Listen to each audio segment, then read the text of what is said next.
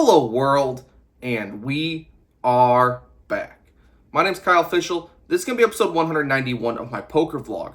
For this one, we have a very special video playing 510 at Sarasota Florida in the One-Eyed Jacks Poker Club. Little backstory on this day. I did not really plan on playing 510 walking into the day, but when entering the room, there was no 1-3 running, no 2-5 running. The list didn't look like it would get running, and the 510 had one seat open. And it was actually an optimal seat for filming as well, so thought it was time to shot take. It had been about 6 to 8 months since I actually bought into a 5-10 game. I've played plenty of 2-5 that turned into a mandatory straddle, but 5-10 off the rip where people can buy in for like 5K, haven't been there in a bit. And my mind kept going back to some of the bad beats that I took at the deeper game the last time I was shot taking, but couldn't really let that hinder our decision making. We are here to battle. Hopefully today goes in our favor. First hand of note. To be honest, when sitting down, I actually am nervous in this game. Haven't felt nervous in poker for a long time. Tell myself I'm going to take it slow, let the nerves settle, get some experience, some reads, see some table dynamics before I do anything crazy. And yet the very first hand dealt, I have pocket threes and I just can't help myself. From under the gun, if you wanted to play perfectly, pocket threes is definitely not even a play, but I raised to $50. Because even in a bigger game, I just can't be a complete nit. This raise is over a player that posted both blinds. When I make it $50, a middle position hijack player decides to call and the big blind calls. So we end up going 3 ways to a flop, which is ace 9-6, 2 hearts. And even though I'm into 2 players, I think that this board interacts with me more than my opponents. I have the best aces. I say this a lot, so we're gonna bet like we have an ace king, ace queen type hand. I start with a small bet of $75. Don't really need to size up because we're never really getting an ace to fold and a heart draw is calling any sizing anyway. And a quick note, because I have red pocket threes, this is a bet because my set outs aren't dirty, meaning that if I bet and the turn is the 3 of hearts, well now we're definitely locked in and we could be drawing pretty slim, so we don't want to put ourselves in that situation. But on this tree, for my $75 bet, it thins no one. Both players decide to call and we see a Bink 2 of clubs on the turn. We thought it was a 3 of clubs. Heart skipped a beat for a second. So close, but so far. Well, when 2 different people call my bet, like one of them has to have an ace, right? I don't really think I can bet into 2 people 2 times with my hand. Seems pretty crazy, so I decide to check after the big blind checks. And the middle position player decides to check it back. So we get to see our free river card, which is the 7 of spades. And now the big blind checks to me. And again, I told myself I wasn't going to do anything crazy. I was going to let hands come to me. Wasn't going to get out of line. And yet, here I am, and I just can't help myself again. But I just can't help myself. Raise. Professor Raise. The big blind has every opportunity to bet. If he had any ace, he probably would have value bet. So this check makes me think he has like a pair of 9s, pair of 7s, some kind of weak hand but has showdown value. And because the late position player never bet, he can't really have an ace either. He would theoretically need to bet the turn to protect his ace against the missed heart draws. So I think I'm going to go for a bluff here. I think my hand plays exactly like I'd played if I had ace queen, ace jack, ace king. Bet once, check back when 2 players call, and then go for a value bet on the river. So I decided to fire in $275. We start out this 5-10 game with a bluff into 2 people. First guy thinks forever, has the chips in his hand, has his cards in his hand. I'm not going to judge your journey. It is your fantasy, just as long.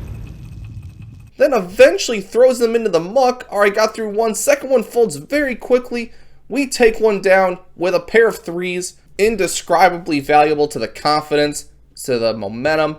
Everything looks good for us. Shortly after that, we win a bomb pot. Everyone folds. We scoop in a pretty big pot, and now our nerves are completely settled. We're actually ready to play here. We feel very good and very confident at this point. Now we have pocket 7s on the button. With a hijack limp, I raised to $40. Seems reasonable to raise pocket 7s from the button. Big blind and the limper calls. Alright, dealer, let's make this easy. Just let me flop a set. Easy game, can start cruising in this 5-10 game, but the board is ace jack 10 rainbow. Alright, that's fine. I'm going to c-bet this one just like the pocket 3s hand. I have the best range here, range advantage, nut advantage. We are betting the 7s here. Oh wait, the hijack leads for 50. Well, I guess this is just a fold. I guess you could raise bluff because of all the reasons mentioned, you know, range advantage, nut advantage, but I'm not sure this opponent's going to fold all that often, and our hand is just like the exact hand we wish he would have. So we're just going to let this one go. And even in the 5-10 streets, there are players doing goofy leads and non-optimal things. So we feel like we have an edge and we can exploit some of these players later on. Now we have pocket queens in the cutoff. We raised to $40. We are ready to battle. Oh, no, they both fold. Oh, well, we still won. Seems reasonable. Before we look down at King of Hearts, Jack of Diamonds, under the gun, we raised to $40. Only a middle position player calls, so we end up going heads up to a flop, which comes King 10-6 all diamonds. Having the Jack of Diamonds feels pretty good here. I think that my hand is either way ahead or way behind. So I think this is one of the strongest check calls we're going to have in this spot. So I start with a check. My opponent bets $35. Easy call. Turn is the 10 of spades. Not my favorite because I guess my opponent can have Queen 10 with a Queen of Diamonds. Ace 10 with the Ace of Diamonds. He definitely has middle pair single diamond holdings on this flop, so not thrilled with this one. But when I check to him, he checks it back, and the river is the Bink 5 of Diamonds. Doesn't mean we're ahead here. My opponent could have bet a single ace or single queen, but we are just going to bet here and cross the raising bridge when we get to it. So I lead out for $80. Maybe a single 9 of diamonds or 8 will call off this bet. Maybe a random king will be disbelieving. A 10x no diamond is going to feel kind of compelled to call here. But for $80, my opponent folds and we take down a pot. Now we have pocket 9s in the low jack with one early position limp. We're going to raise to $50. Feels fine to just take it down pre. No need to see any post-flop shenanigans. But the cutoff and the limper decide to call, so we end up going 3 ways to a flop, where it would be wonderful, dealer, if I could flop a set. Make this hand very easy to play. Would love to do it as I'm somewhat playing deeper than I normally play. It's been so long since I flopped a set. It's been 84 years. But the flop is 8-8-7, rainbow. So somehow we have an overpair with 9s. When it checks to me, I definitely don't have the range advantage or nut advantage on this board, but we do have an overpair and we need to protect it against random ace highs, king highs, 2 Broadway cards, basically any 2 cards. We have to bet this one. We bet $75 and the cutoff decides to call, and then the limper decides to call as well. Why does no one fold to a C bet in this table? All right, let's see a 9 on the turn. Nope, 7 of hearts. I do think that my opponents would peel with random 7s some of the time, but since I raised it to 50 pre, we're going to hope we size those hands out of our opponent's ranges. Hope they just have random like Jack 10s, 5 6s, Ace X's, King X's, things like that that wanted to peel one street. So we're going to fire the second bullet. We have an overpair, and honestly, maybe a single ace high is going to pay us off and be behind with this particular board. So pretty happy to throw 225 into the middle, and this gets 1 quick fold and 2 quick folds. All right, we take this one down. Momentum still going in our favor before we arrive at the next hand of note. I'm on the button with ace 3 of hearts. Under the gun limps, middle position limps. On the button, we're definitely raising the suited ace up. We make it $55.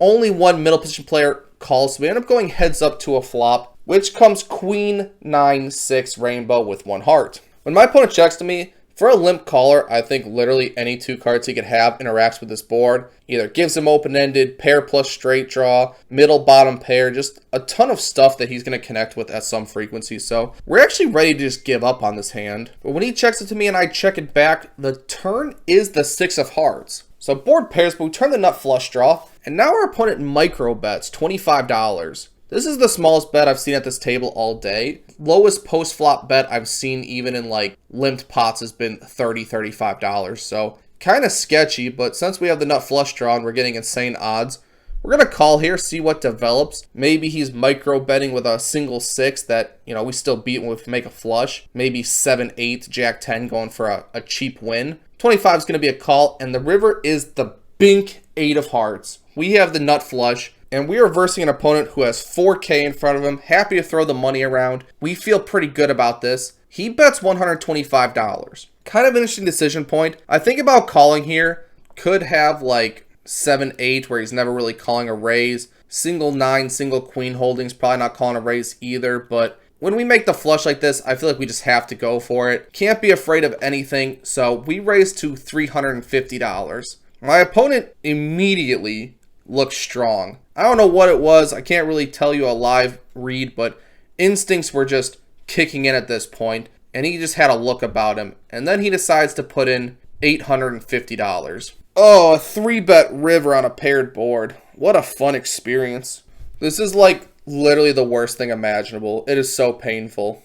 Imagine the most horrible, terrifying, evil thing you can possibly think of, and multiply it by 6. And at this point, my head's going back to the last time I had the nut flush on a paired board and my opponent had a straight flush and I called off for like 1,500. That's going through my head a little bit, but we're trying to just make a decision based on now and the information in front of us. And I think the most telling information here is that my opponent did the micro bet on the turn. At this point, I really feel like he actually has like pocket 9s or pocket 6s or 6-9, some kind of very small full house. The under 1/4 pot size bet on the turn just screams, I have actual nuts, but I don't want my opponent to fold whatever he has because I need some money with this hand. Could he have Jack 10? Maybe. Could he have King X of hearts?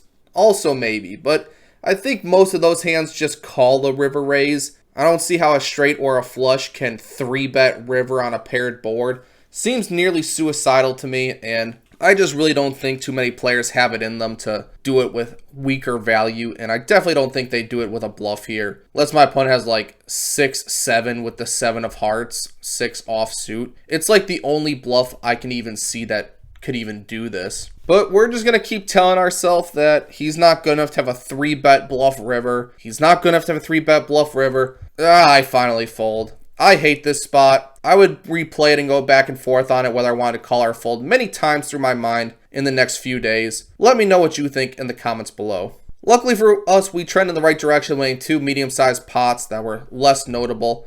Before we look down at our favorite hand again, Ace-3, this time offsuit. We're playing 5-handed. Some of the weaker players had either cashed out or busted, but the game goes on. So from the cutoff when it folds to us, 5-handed Ace-3 off will be an open to $35. Both the small blind and the big blind call, so we're 3 ways to a flop of Bink 336 Rainbow.